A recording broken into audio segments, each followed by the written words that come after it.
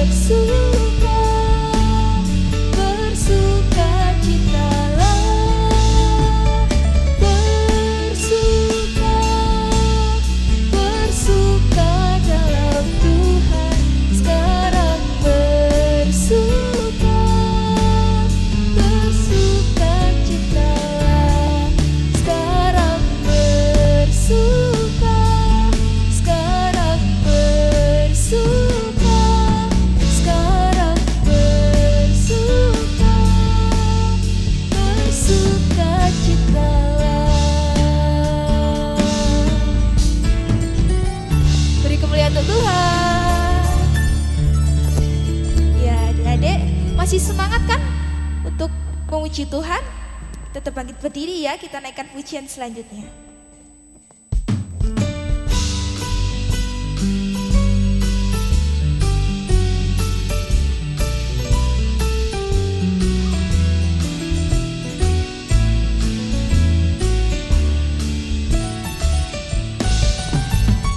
Cinta keluarga Tuhan.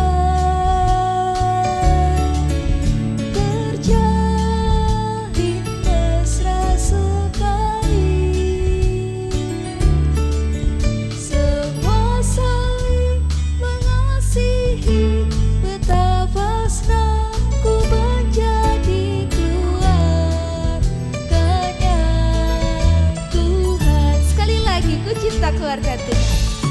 Ku cinta keluarga Tuhan, terjalin mesra sekali, semua saling mengasihi, betapa senang ku menjadi keluarganya Tuhan. Dalam Yesus kita bersaudara, dalam Yesus kita bersaudara,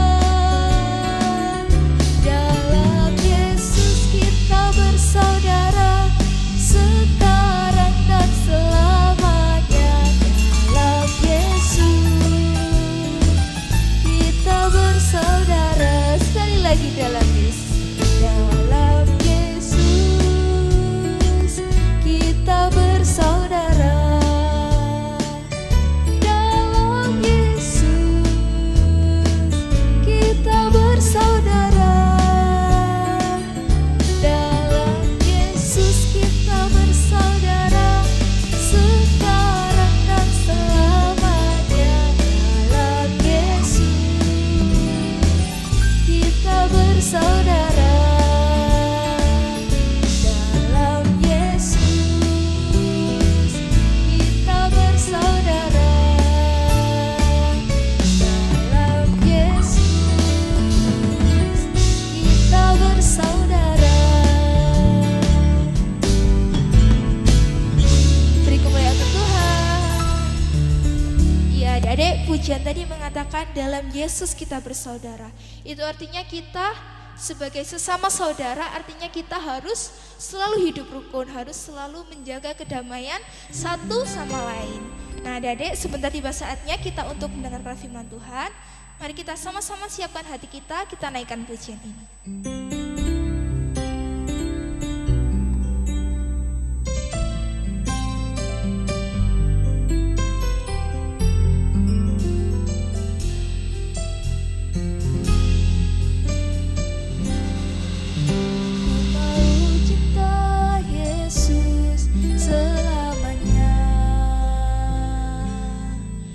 Ku mau cinta Yesus selamanya.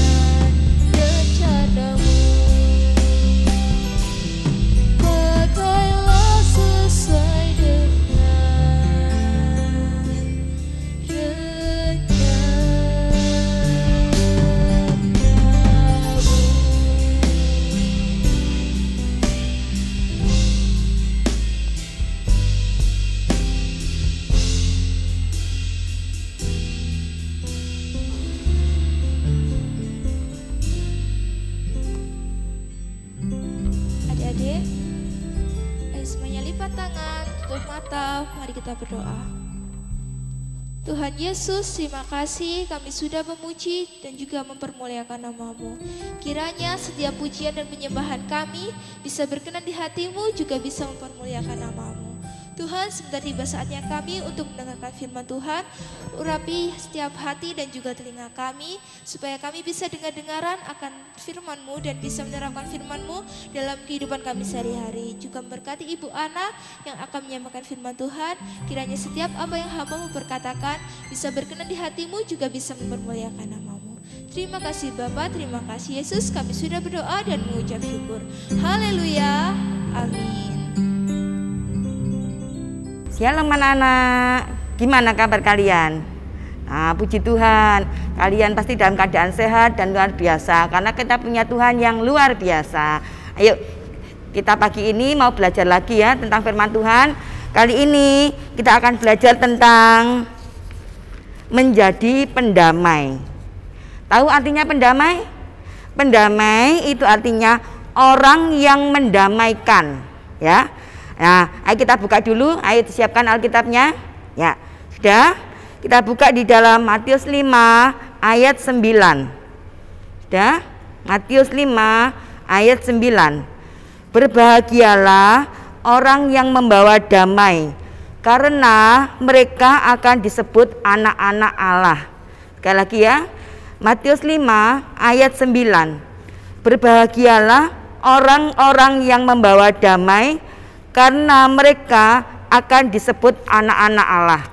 Kalian mau disebut anak-anak Allah?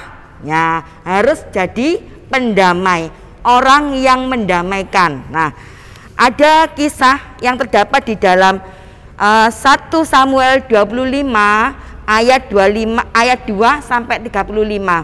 Kalian bisa baca ya nanti ya.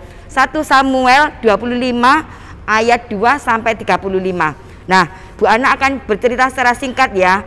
Di sini ada seorang bapak namanya Bapak Nabal. Bapak Nabal ini orang yang sangat kaya. Nah, di Alkitab disebutkan dia itu punya 3.000 ekor domba.